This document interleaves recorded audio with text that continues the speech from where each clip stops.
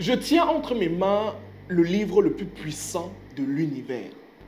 Un livre qui, depuis la nuit des temps, crée des polémiques, crée des débats, fait couler de l'encre. Plusieurs personnes se demandent, est-ce que c'est la parole de Dieu? Qui l'a écrit? Ce sont les humains qui l'ont écrit, etc. et tout. Mais aujourd'hui, moi, je ne suis pas dans les polémiques. Non. J'ai eu à parcourir ce livre et dans ce livre, j'ai appris tellement de choses. Tellement de choses. C'est un livre, je dirais, assez complet. Un livre dans lequel, si tu veux découvrir ou apprendre quelque chose, je te le recommanderais directement. D'accord? Mais aujourd'hui, j'ai envie qu'on parle un peu de finances à partir de ce livre. En lisant ce livre, j'ai décodé 5 clés financières qui vont t'aider à progresser de manière claire à partir de ce livre-ci. Reste jusqu'à la fin de la vidéo parce que je suis sûr que toutes ces clés vont t'aider.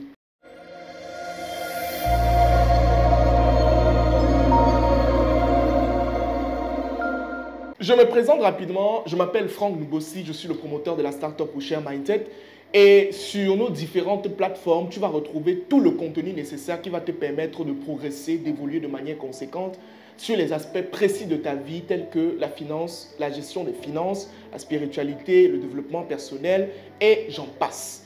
Parce que nous sommes rassurés aujourd'hui que si quelqu'un évolue sur le plan de l'état d'esprit, il est sûr d'évoluer de manière conséquente dans les aspects de sa vie. Alors abonne-toi simplement et ne manque aucun de nos contenus. J'ai dit au début que ça c'est le livre le plus puissant de l'univers et je suis sûr qu'il y a plusieurs personnes qui vont venir en commentaire dire non, ce n'est pas ça, c'est plutôt le Coran, c'est plutôt ceci, c'est plutôt cela. Moi, ça ne me regarde pas. Si vous voulez vous bagarrer en commentaire là-bas, ce n'est pas mon problème. Est-ce que vous comprenez? Moi, j'ai expérimenté ce livre, je l'ai lu, je le lis et j'ai l'impression qu'à chaque fois quand je l'ouvre et que je lis un verset, j'ai l'impression de découvrir une nouvelle chose. J'ai l'impression d'apprendre une nouvelle chose. Et vous savez que la majorité du temps, moi, je parle beaucoup de finances sur ma page. En lisant ce livre, j'ai décodé plusieurs secrets financiers qui vont vous aider.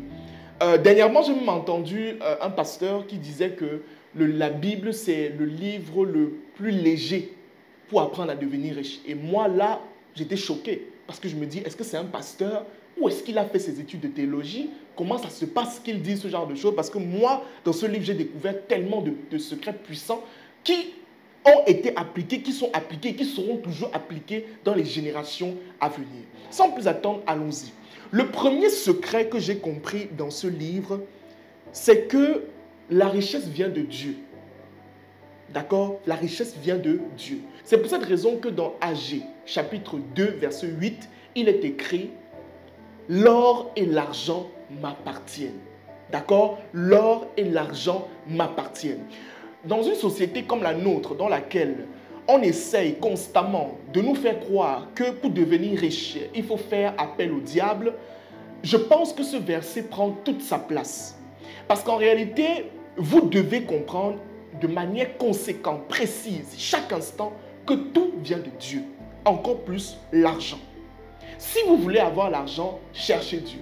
C'est pour cette raison que dans Matthieu 6,33, on vous explique que cherchez premièrement le royaume et la justice de Dieu et toutes les choses vous seront données par-dessus tout. Et vous remarquez que dans la Bible, vous allez voir par exemple l'histoire d'Abraham où on vous dit qu'Abraham a été béni par Dieu et toute sa postérité a été bénie. Et c'est pour cette raison qu'Isaac a été riche, Jacob a été riche de manière claire. Et si nous sommes les descendants d'Abraham, finalement, nous aussi, on doit être riches. D'accord? Ça voudrait dire quelque part que la première leçon phare que tu dois comprendre en termes financiers en lisant ce livre, c'est que l'or et l'argent appartiennent à Dieu. Il n'y a personne d'autre qui a l'argent. Si une autre entité vient te proposer de te donner de l'argent, sache que c'est le diable. Non. Il n'y a pas une autre entité qui doit te donner l'argent si ce n'est que Dieu. Et pour cela, tu dois faire des alliances puissantes avec lui pour passer à un autre niveau. Ça, c'est la première clé que tu dois comprendre. Attends un instant, la vidéo n'est pas encore terminée. On revient dans quelques instants. C'était juste pour te passer une information rapide. Récemment, mon équipe et moi, nous avons constitué un pack de formation qui va t'aider à évoluer de manière claire sur ta planification durant le début de cette année. Toi qui as des soucis dans la planification sur le plan spirituel par exemple, dans ce programme tu vas regarder et tu vas voir en réalité que j'ai fait plusieurs formations qui vont t'aider à savoir planifier ton année sur le plan spirituel. comment tisser une alliance avec Dieu, comment jeûner, comment prier, et ensuite sur le plan financier, comment gérer ton argent cette année, comment épargner, comment investir. Sur le plan de la planification et de l'organisation, je te montre comment tu dois t'organiser chaque jour et chaque mois pour réussir. Et sur le plan du business même, je te montre comment structurer simplement ton business de manière claire. Si tu souhaites bénéficier de ce pack de formation, de pratiquement 5 formations, il n'est pas à 200 000, il n'est pas à 250 000, il n'est pas à 100 000, il n'est pas à 50 000, il est seulement à 25 000 francs CFA actuellement en promotion. C'est le moment de passer à un autre niveau. Tu ne vas pas réussir ton année en mars, tu vas réussir ton année dès maintenant. Et ça se voit au niveau de ta planification. Et pour planifier, il te faut une formation comme celle-là. Ce que tu dois faire, clique sur le lien qui se trouve en commentaire si tu es sur Facebook. Clique sur le lien qui se trouve en description si tu es sur YouTube, ou alors regarde rapidement dans ma bio si tu es sur TikTok pour pouvoir bénéficier de cette formation. Merci. La deuxième chose, c'est que sans le travail, vous ne pourrez pas atteindre un certain niveau de prospérité financière. D'accord? C'est pour cette raison que dans Proverbe 10, 4, on vous dit, les paresseux deviennent pauvres, mais les mains des diligents, des personnes diligentes, enrichissent. D'accord? Les paresseux deviennent pauvres. Ça veut dire que si tu veux avoir de l'argent aujourd'hui, mon cher ami, la seule chose que tu dois faire, tu dois bosser d'abord. Il te faut travailler. Il faut que tu travailles. Ce n'est pas, l'argent ne va pas tomber du ciel. Oui, l'or et l'argent appartiennent à Dieu. Mais pour avoir même cet argent-là, il faut travailler. Il faut bosser. Et Dieu lui-même est la première personne qui a travaillé pendant pratiquement 6 jours. Et le 7e jour, il s'est reposé. Je prendrai l'histoire ici encore, toujours dans la Bible, de l'histoire de Joseph, qui est devenu premier ministre en Égypte. Mais avant ça, qu'est-ce qui s'est passé? Il a fallu qu'il travaille chez Potiphar. Il a fallu qu'à un moment donné, il se mette à la tâche, qu'il se permette à un moment donné de s'humilier. Et d'ailleurs, voilà même une autre clé en fait pour gagner de l'argent. Il faut savoir un peu redescendre pour être élevé de manière conséquente. D'accord? C'est la deuxième leçon que tu dois comprendre. Tu veux gagner de l'argent, il faut que tu travailles. C'est clair et net. C'est pour cette raison que toujours dans le livre de Proverbes, on vous parle de la fourmi. On vous dit que la fourmi est une travailleuse. La fourmi travaille. La fourmi amasse. La fourmi épargne. La fourmi prévoit à un moment donné les périodes de galère, de misère, et j'en passe. D'accord? Deuxième leçon. Troisième leçon, avec l'argent, vous devez comprendre qu'il y a un principe qui fonctionne, c'est celui du donner. D'accord? C'est pour cette raison que dans le livre de Luc, on vous dit quoi? En Luc 6, 38, on vous dit « Donnez et il vous sera donné ».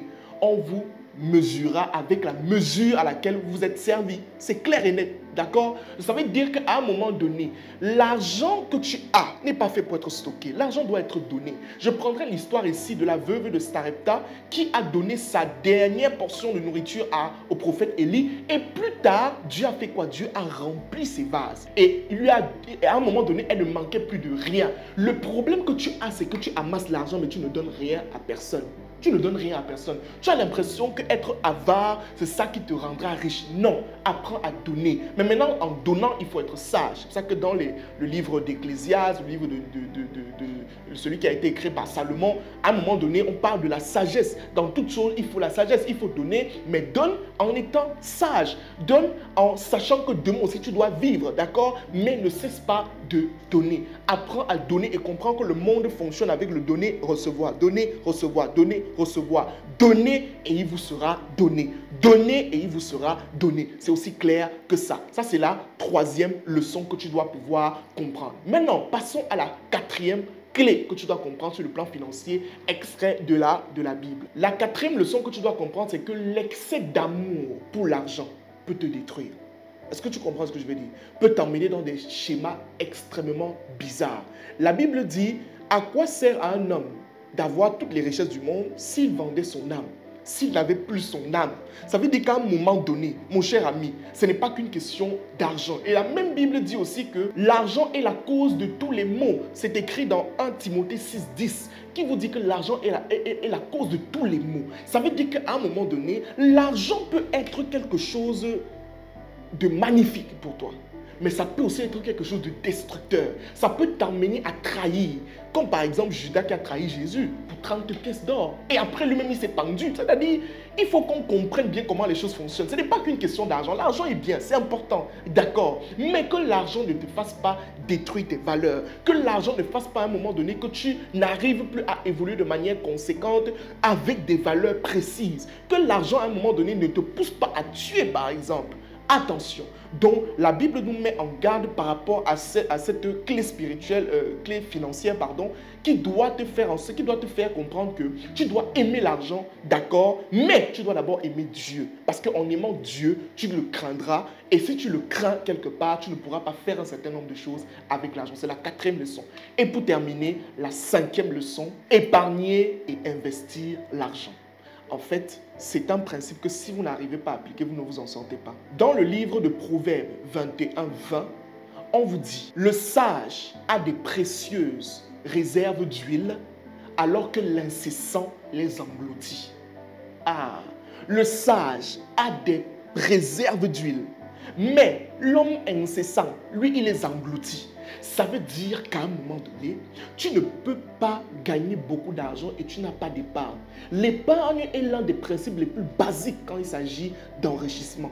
D'accord? C'est pour cette raison que vous allez voir par exemple l'histoire de Joseph avec le premier ministre qui a réussi à un moment donné à anticiper ce qui devait arriver quand le pharaon lui a donné son rêve. Il lui a dit, j'ai fait un rêve où j'ai vu 7 vaches grasses et 7 vaches maigres. Hein? Qu'est-ce que ça veut dire? Joseph lui dit tout simplement que ça veut dire que l'Égypte aura 7 années d'abondance et 7 années de sécheresse. Alors qu'est-ce qu'il faut faire? Pendant les périodes d'abondance, mettons de côté pour préparer les périodes de sécheresse. L'épargne. L'épargne, l'épargne et encore l'épargne. Et s'il faut parler d'investissement, on vous dit Isaac séma. Isaac séma. Et quand il séma plus tard, il eut une richesse incroyable. Tu ne sèmes pas, tu n'investis pas. Comment est-ce que tu vas réussir? Comment? Comment? Et on dit que c'est après la semence finalement que Isaac s'est même diversifié parce qu'apparemment il faisait de l'agriculture et tout. Et puis il a commencé à faire d'autres activités de manière correcte. Mon frère, tu ne vas jamais réussir si tu n'épargnes pas et n'investis pas. Non, l'argent c'est comme quelque chose qui, à un moment donné, comment est-ce que l'argent fonctionne? L'argent c'est qu'on ne le stocke pas. Il faut l'épargner, oui, mais ensuite il faut l'investir. Il faut l'investir. Je prendrai même l'exemple encore dans Proverbe avec l'exemple de la fourmi où on vous dit que la fourmi est sage, la fourmi amasse, la fourmi épargne pour les périodes de sécheresse, pour les périodes de manque, d'accord? Donc en réalité, voilà les 5 secrets que moi j'ai tirés de ce livre. Et là en fait, je pourrais aller même jusqu'à 10, 20, 30, il y en a tellement. Il y a tellement de principes financiers dans ce livre que vous pouvez utiliser pour réussir et passer à d'autres niveaux de votre vie, d'accord? Donc prenez-en de la graine et si vous avez le temps, vraiment, prenez, si vous n'avez pas de Bible, achetez une Bible, d'accord? Achetez une Bible et lisez. Ce livre est c'est un recueil de sagesse. C'est un recueil de bénédictions, c'est un recueil de leçons, c'est un recueil d'intelligence. Prenez et lisez. Vous avez l'impression qu'à un moment donné, il vous faut acheter d'autres livres. Non. Au début de cette année, si vous voulez acheter un livre, achetez ce livre aussi. Et quand vous l'achetez, commencez à le lire. Commencez par le livre de Proverbes parce que c'est le livre où c'est un peu plus simple à comprendre. D'accord? Après, aller dans les évangiles et tout ce qui va avec. D'accord? Donc, je m'arrête là. Je ne vais pas commencer à faire des prédications et tout, non. Mais mon message, simplement, c'était de vous faire comprendre que voilà les 5 principes financiers que vous pouvez utiliser à travers la Bible de manière conséquente. C'était Franck Nubo. On se dit à la prochaine pour une nouvelle vidéo. Merci.